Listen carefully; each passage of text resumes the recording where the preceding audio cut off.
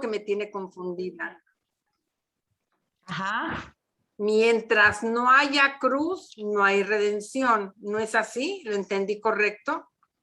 No, lo que no se asume no se redime. Asumirlo. O sea, lo que tengas que asumir para redimirlo.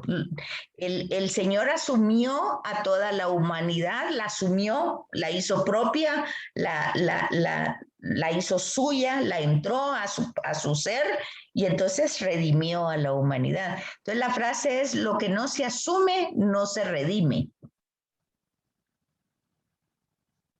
Así es la frase. Gracias, tenía ese interrogante en mi cabeza. Esa es la frase. Entonces, Jesús hizo un acto redentor para la humanidad. Ahora, si ustedes se dan cuenta, todas las lecturas que vamos llevando, ese acto redentor de Jesús, nosotros lo tenemos que asumir doblemente. Uno, asumiendo que Él nos redime a nosotros y nosotros, según va diciendo Pablo, redimiendo las circunstancias, o sea, lo que estamos viendo, el perdón, remitiendo las ofensas por lo que dice hoy la lectura, porque mucho amado, mucho se le ha perdonado. Es el tema de hoy prácticamente, ¿verdad? Entonces, ver que esa remisión, ese remitir los pecados, el sufrimiento, anularlo, cancelarlo, remitirlo, pues ¿por qué lo hacemos? Porque Dios lo hace primero con nosotros. Entonces es una cadena, ¿verdad? Él lo hace con nosotros y nosotros lo hacemos con las ofensas recibidas de las personas. Es decir, les decía yo la vez pasada, pues las ofensas se ponen en el basurero, como digamos el ejemplo de aquí de la computadora o del WhatsApp o todas las aplicaciones, lo que no sirve se va al basurero y lo que sirve, pues en el caso de la humanidad, las personas son lo que Dios valora, somos sus hijos. Entonces, pues las personas se ponen en el corazón del Señor, donde ahí está todo asumido y los actos pues en el basurero, porque si no nos van a ayudar, aunque todo acto ayuda, ¿verdad? Aún las cosas negativas ayudan a la reflexión y al aprendizaje. Entonces todo ayuda en la vida, pero va a depender de uno, de cómo maneje uno todos esos procesos. Pero ahí está. Entonces, a nosotros también nos toca asumir para redimir. Y yo creo que ese es un punto de nuestro catolicismo que a veces no lo comprendemos. Pensamos de que, bueno, el Señor ya nos redimió por gracia y todo, y lo damos todo como en automático. Y no, tiene que haber un proceso de aceptación y un proceso de redención para todo. Fíjense que esa virgen que mandan, no sé si la han visto ustedes, la de Satanudos. ¿Han visto eso? De la de Satanudos. Sí, yo sí la conozco. Entonces se fijaron que en Cristonautas hay una explicación de eso. Dice, no le he visto. Dice, Eva hizo un gran nudo cuando escuchó a la serpiente y le creyó a la serpiente. O sea, hizo un gran nudo, nos hizo un nudo a la humanidad entera. Y María, cuando le cree a Dios y acepta que su palabra se encarne en ella, desató el nudo. Ahí lo dicen cristonautas. ¿Se Sí, eso es de los primeros, yo sí me acuerdo. Y es una preciosa reflexión, porque yo cuando empecé a ver esa imagen, yo decía, ay Dios, traía tantas advocaciones, pensé yo. Entonces, pero cuando en Cristonautas oí esa reflexión, me pareció preciosa y con muchísimo sentido. O sea, cómo ella va desatando los nudos y es que la redención es eso, es ir liberando, ¿verdad? Liberando de todas las trabas que podemos tener. Les cuento que el próximo domingo voy a estar ahí. ¿En dónde? En la capilla de la Virgen de Satanudos. ¿Y dónde está esa capilla? En Cancún. Ay, mira, qué Ay, qué bien. lujo. Ahí nos mandas una foto. Le tomas, Claro que sí, le tomas claro que foto sí, a la de Satanudos de ahí y ya no la mandas. claro que sí. Qué alegre. Bueno, Las encomiendo. entonces yo creo que hoy solo nosotros vamos a estar, ¿verdad? No hay más. Pero De ya, repente que se une Pini, tal vez. ¿cómo seguiría? Dice, por supuesto, triste y ya de tener muchas situaciones que resolver, ¿verdad? Así es, y de paso que de lejos es complicado, porque dice que allá en Argentina la situación está muy, muy difícil. Sí, y todo, pues han de ser grandes conferencias virtuales, el tiempo se le complica, en fin, pues en lo que podamos apoyarle, ¿verdad? Y si no, con nuestras oraciones. Así es. Y ahorita entró Ana Lu. Yo creo que Ana Lu fue a su terapia. No, ahorita acaba de entrar, o no sé, pero ya entró ahorita. Ah, qué bueno. Bueno, No, está Hilda, pero no Ana Lu. sí, Ana Lu entró ahorita, yo le di entrada. Sí, ya somos 4. Ajá. Va. Entonces estábamos viendo el tema del perdón, lo estábamos ubicando tanto en el Antiguo Testamento como en ahora nos toca ver justamente el Dios del perdón, que básicamente es la característica del cristianismo. El cristianismo, ese es su punto clave. Dios perdona y nosotros perdonamos porque Dios nos perdona. Ese es el punto clave del cristianismo. O sea que pueden haber muchos puntos de referencia, pero el cristiano se identifica por eso, porque perdona, porque se sabe perdonado. Y ese es el tema de hoy, de la liturgia de hoy, si se fijan, ¿verdad? Aquí hay varios temas, por ejemplo, como dijéramos, tal vez no como características, porque ya debemos de entender que Dios no tiene características, o sea, no tiene cualidades, Él es. Entonces, Él no tiene sabiduría, Él es sabiduría. Él no tiene misericordia, Él es misericordia. Él no tiene perdón, él es perdón, Él es amor, no puede ser otra cosa. Entonces, pero volvemos otra vez al vocabulario que vamos teniendo a lo largo de la escritura del Antiguo Testamento. Y entonces tenemos aquí en Éxodo 25 a un Dios celoso. Siempre cuando están estas traducciones y estas interpretaciones desde el hebreo, pues nosotros por supuesto que lo vamos a comparar como nosotros pensamos que son los celos, ¿verdad? Entonces vean ustedes, por ejemplo, que Dios es celoso, pero aquí hay un pero, perdona.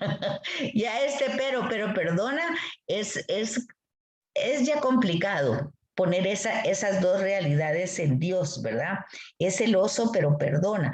Y luego ver en el Nuevo Testamento que es una propuesta, que no es una imposición. El que se le ame, el que se le corresponda al amor, pues podía uno complicarse un poquito con esta literalidad del texto. Primero hay que tomar en cuenta que la revelación se dio paulatinamente. Segundo, hay que tomar en cuenta el contexto cultural monoteísta, cultural y religioso, que así es como se empieza a desarrollar el tema de la salvación desde el monoteísmo. Eso hay que comprenderlo con la mitología. ¿Qué era la mitología? Pues la mitología eran dioses celosos, dioses envidiosos, dioses rivales. Todas las pasiones humanas estaban en Dios, pero estaban pues totalmente en una forma exagerada porque eran divinidades. Esa era la mitología. Entonces aquí hay que entender esta palabra desde el contexto cultural, religioso, monoteísta de la época. O sea, un Dios que se da a conocer, que se manifiesta y que le duele que no lo reconozcan y que le duele que se vaya con los Baales y que, acuérdense, todos esos son antropomorfismos, ¿verdad? Y todos esos antropomorfismos pertenecen a la tradición yavista. Eso lo estudiamos y no es que uno tenga que mantenerlo en la mente, pero tiene que entender que es una manera de hablar de un contexto y que nosotros hoy pues hemos avanzado porque Jesús nos da una revelación. Lo que Jesús hace es revelar, o sea, dar a conocer. Entonces, nosotros tenemos que partir de esa revelación en retrospectiva y entender estas referencias de Dios, ¿verdad? Aquí, por ejemplo, el pecado de la apostasía, pues vean ustedes, hace al pueblo merecedor de su destrucción. Pues eso también hay que matizarlo, ¿verdad? Porque vemos que en Jesús pues no pasa así, hablamos de la justificación. La apostasía es rechazar a Dios e irse con los ídolos. Y entonces, pero ya vemos aquí cuál es el hilo conductor. El hilo conductor no es que Dios sea celoso, sino Dios es amor. El hilo, y que por amor lo creó todo. El hilo conductor es de que Dios con su palabra y por amor lo hizo todo. No lo hizo para destruirlo. Dios por su amor y su misericordia ve al ser humano que le da la espalda, pero no lo abandona, porque Dios es misericordioso, tierno y fiel. Ahora aquí, pero no deja nada impune. Eso estábamos viendo anteriormente, el tema de la justicia y el tema de la misericordia. Entonces, por eso es bien importante comprender el hilo conductor y constantemente, pues miren ustedes, claro que no dejó impune la muerte de Jesús, pero ¿qué fue lo que hizo? Resucitarlo. No destruyó la frase de Jesús, perdónalos porque no saben lo que hacen, o sea, el Dios del perdón. Entonces, vean que este tema es muy importante que ustedes descubran el hilo conductor. Porque aunque la literalidad utilice estas palabras, ustedes tienen que darse cuenta de que ese es el género literario antropomórfico. Y ustedes tienen que darse cuenta que el hilo conductor pues va de una manera que va representando o va manifestando o va revelando el amor de Dios, porque ese es el tema. Dios es amor y Dios por amor crea y Dios por amor perdona y Dios por amor es misericordioso y Dios por amor se encarna en la persona de Jesús.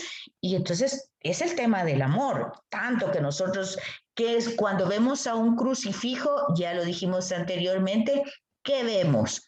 Vemos que nuestros actos lo han clavado en ese lugar. O sea, aunque haya pasado 2000 años, pues la humanidad sigue repitiendo los mismos actos.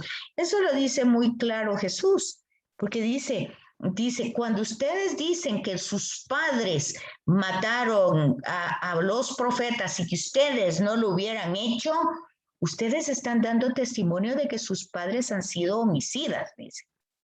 Entonces, pero si dan testimonio de eso y ahora ¿qué están haciendo conmigo? Pues están haciendo lo mismo. Entonces, es una generación homicida, dice Jesús, ¿verdad? Entonces, eso nosotros lo tenemos que entender, que las generaciones cambian poco y la misericordia de Dios se mantiene siempre fiel. Entonces, por eso ahí encontramos el hilo conductor que no nos pone en contradicción, sino que dice una cosa y dice, porque este pero indica sí, pero no.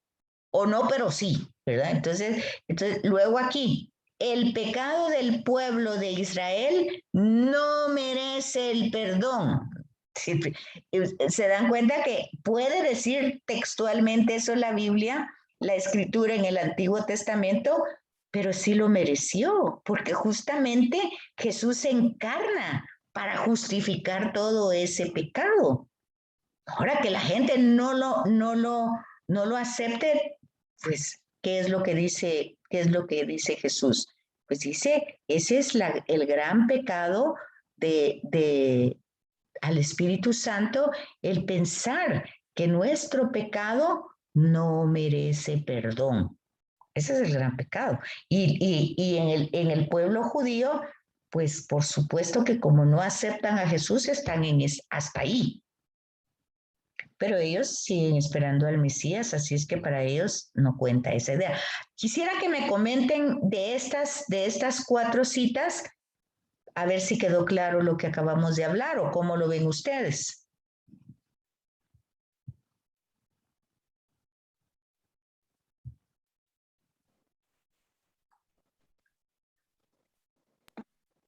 ¿Qué?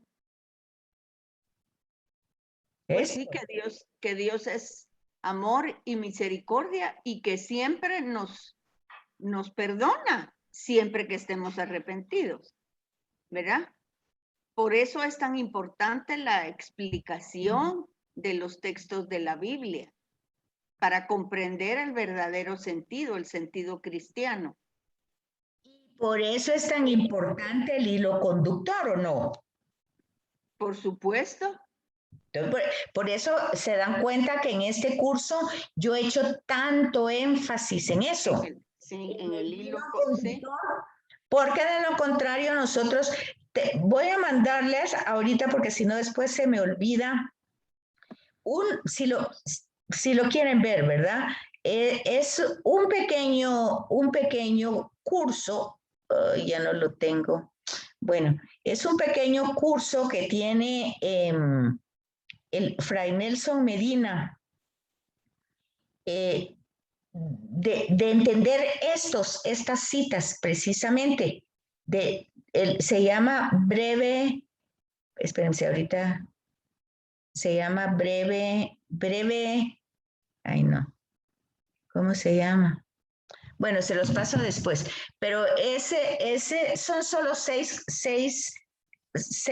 videos que forman parte del curso y que tienen que ver con el hilo conductor, aclarando estas citas que a veces las personas se pueden enfocar, sobre todo ahora que mandan una cita con solo la cita como mensaje. Y no, hay que ponerla en el contexto de la época, en el contexto cultural, religioso, y entonces hay que matizarlo y llevar el hilo conductor. Obviamente de estas 3, la única, pues yo creo que las 4 hay que matizarlas. O sea, en el caso de Dios es celoso, el tema celoso, en la otra hace al pueblo merecedor de la destrucción, claramente no. Dios es misericordioso, pero no deja nada impune. En parte sí, pero no deja impune, no porque destruye, sino porque renova o recrea o restaura. En el caso de Jesús que lo mata, pues lo resucita.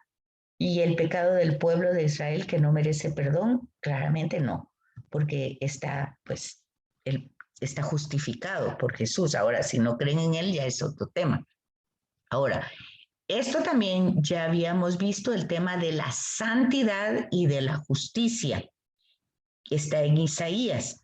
Por supuesto que Dios es santo y Dios es justo, pero ya está dicho por Jesús que la forma de justicia y de santidad no es la de nuestras ideas, que nuestras ideas son humanas, limitadas, y Dios tiene pues es Dios. Entonces, nosotros tenemos que aprender humildemente a darnos cuenta que no podemos captar la grandeza ni de su santidad, ni de su justicia, ni de su misericordia.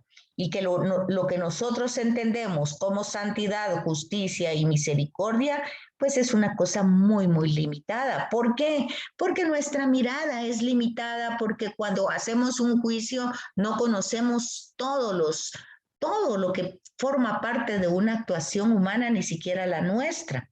Entonces, todo en nosotros es limitado y por lo tanto no tenemos la capacidad de comprender esos misterios magníficos y grandiosos de Dios, como la santidad, la justicia y la misericordia. Entonces, aquí hace una pregunta. ¿Merece el perdón quien no se arrepiente?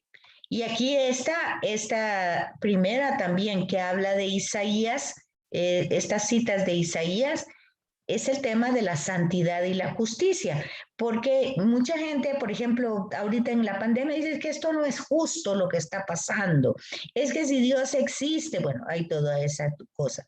Y luego la idea también que si alguien no se arrepiente, pues entonces merece el perdón sin arrepentirse. Hay muchas citas en el Nuevo Testamento con las que nosotros podemos contestar estas preguntas. Lo que sucede es que el corazón de Dios, aquí está, miren, el corazón de Dios no es igual al del hombre, ni tampoco los razonamientos, ni tampoco las interpretaciones. Y aquí está, a Dios no le gusta, de hecho no es que no le guste, no va a hacer algo para destruirlo. Por eso la interpretación del Apocalipsis, que todo va a ser destruido, pues no, va a ser renovado, restaurado. Y algunos piensan, sí, pero para ser renovado y restaurado tiene primero que ser destruido. No necesariamente.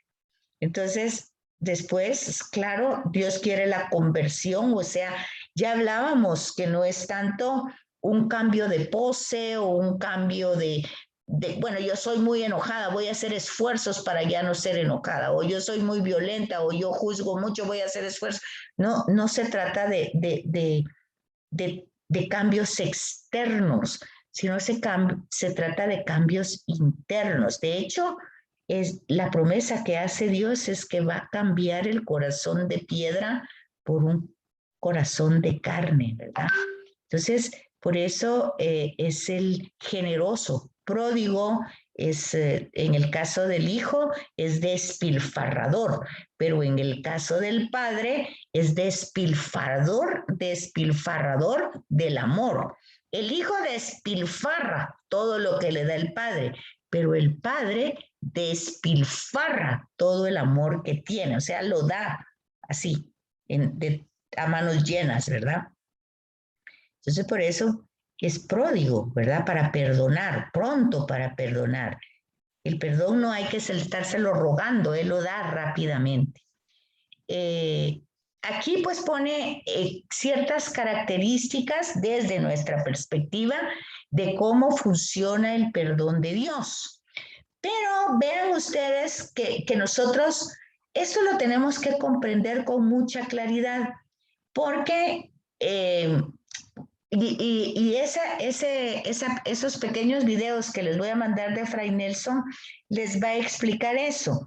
Por ejemplo, en el caso de Nínive, por ejemplo, que Jonás no quiere que Dios perdone a Nínive, porque Nínive es pecadora.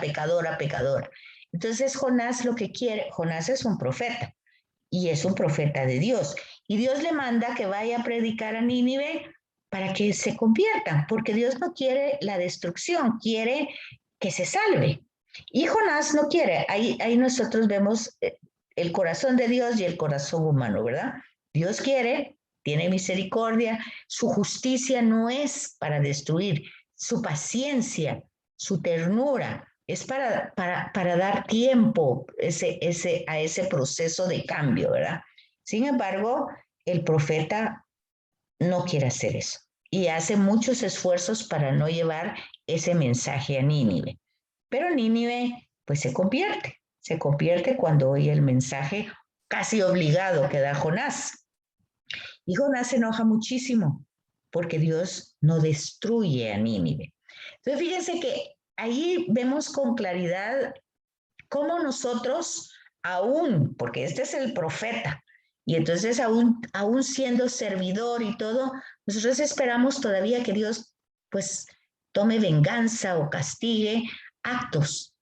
Está claro, pues en el texto bíblico está claro que Dios no actúa de esa manera, pero nosotros seguimos insistiendo en nuestro lenguaje, en nuestros comentarios. Ay, pobre esa persona, Dios la va a castigar de una manera. No la va a castigar. ¿Por qué la va a castigar? Porque lo que ha hecho, pues no. Lo que hay que hacer es orar para que esa persona vaya cambiando, porque eso es lo que Dios quiere. Dios no quiere castigarla ni destruirla. El Salmo dice, Dios no quiere la muerte del pecador. O sea, hay muchas citas que nosotros podemos ir ubicando en el hilo conductor. Entonces, este Salmo, por ejemplo, dice, Dios recrea, purifica, colma de gozo el corazón que está arrepentido, ¿verdad? Pero ya volvemos otra vez. ¿Cómo tenemos el ejemplo del hijo pródigo? El hijo pródigo ve en las circunstancias de dolor, de sufrimiento, de hambre, las consecuencias de su propia acción. Él no tiene un corazón contrito, él no regresa al Padre con un corazón contrito, aquí como dice aquí. Él regresa con atrito, se llama, como regresa él, atricción, sin dolor. Él no regresa dolorido por lo que le hizo al Padre. Él regresa, pues, porque no tiene a dónde ir, está comiendo como animal, no tiene nada, y él recuerda. Y ese es el momento de gracia, el recuerdo. Pero el recuerdo no le hace que el corazón le duela por lo que le hizo al Padre, sino que él dirá, como decimos a veces, ay, pero qué tonta soy, ¿cómo? Pero es él, la persona que está dolida por él, no por lo que hizo. Entonces, vean que todo esto es muy importante que nosotros lo entendamos como hilo conductor y veamos cómo lo explica Jesús.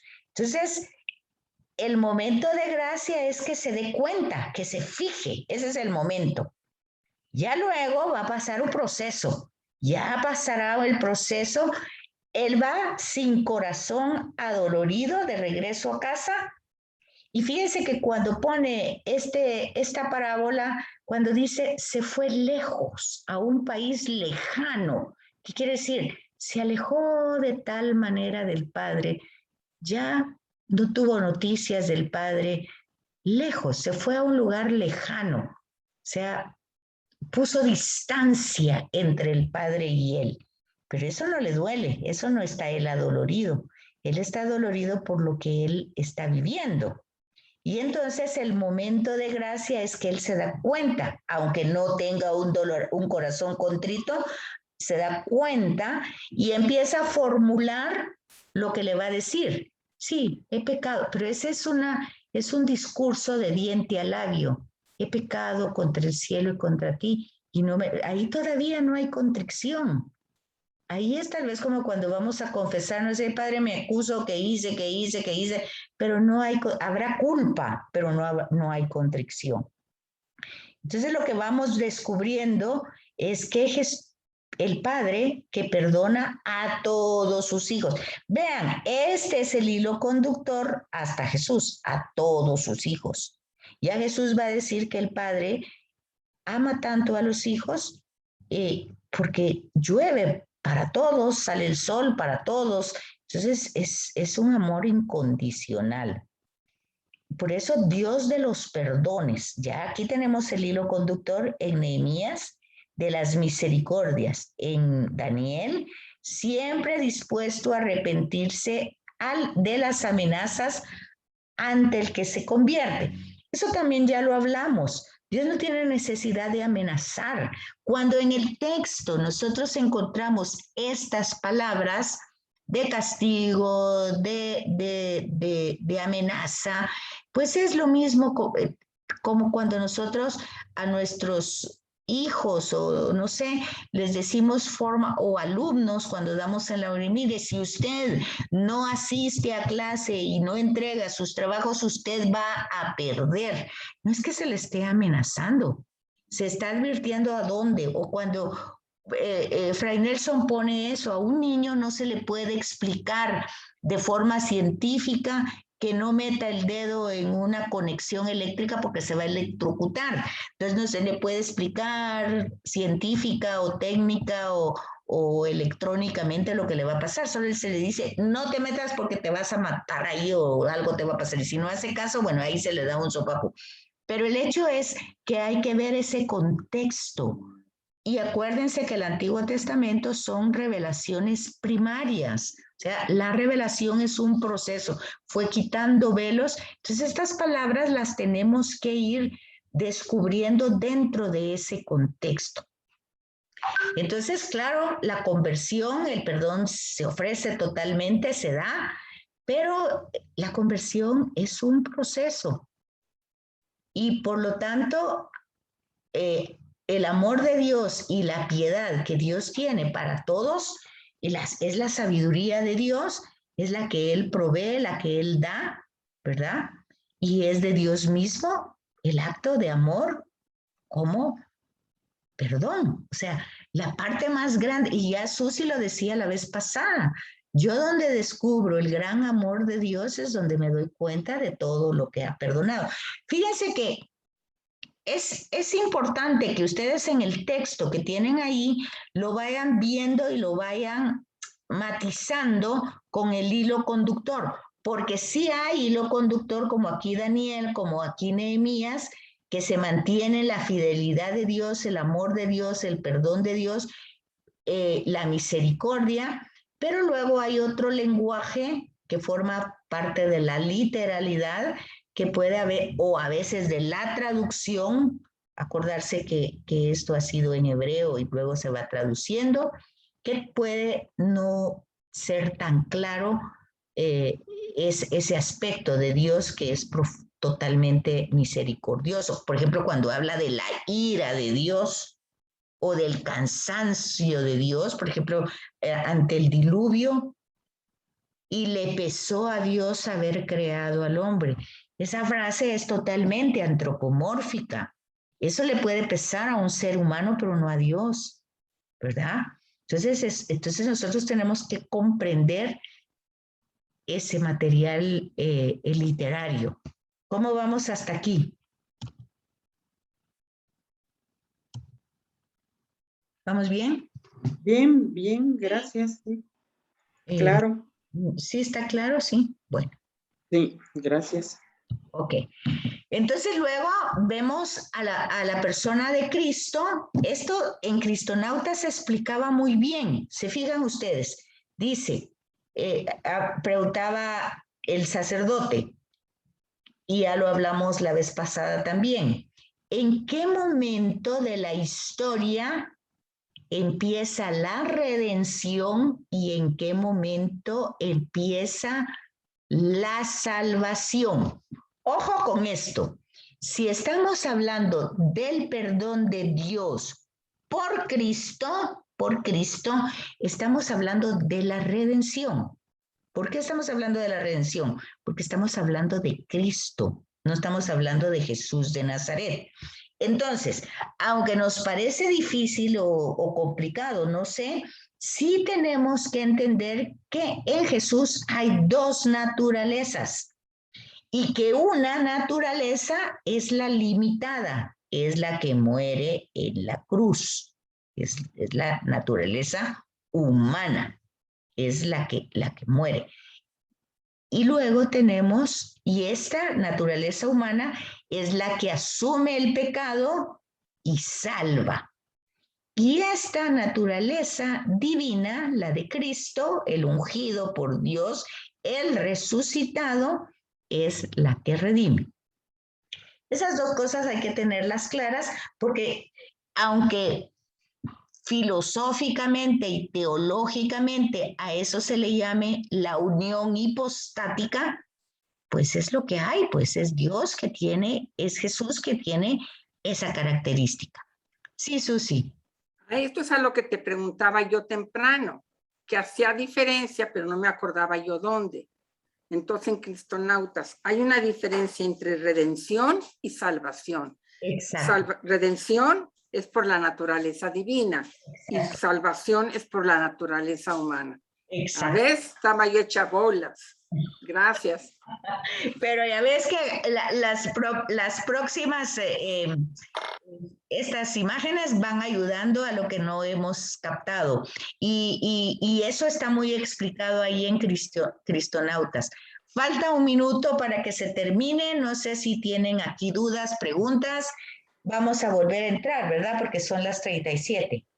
Sí, claro que Sí, sí. sí, sí. Entonces, la redención es por la naturaleza Divina. Ujú. divina y la salvación por la naturaleza humana. Vale. Así Yo es. había escrito que aquí decía, la redención la hace Jesús y empieza en la concepción de María. Y la salvación inicia con el anuncio de la revelación a la Virgen María. Ajá. O sea, sí.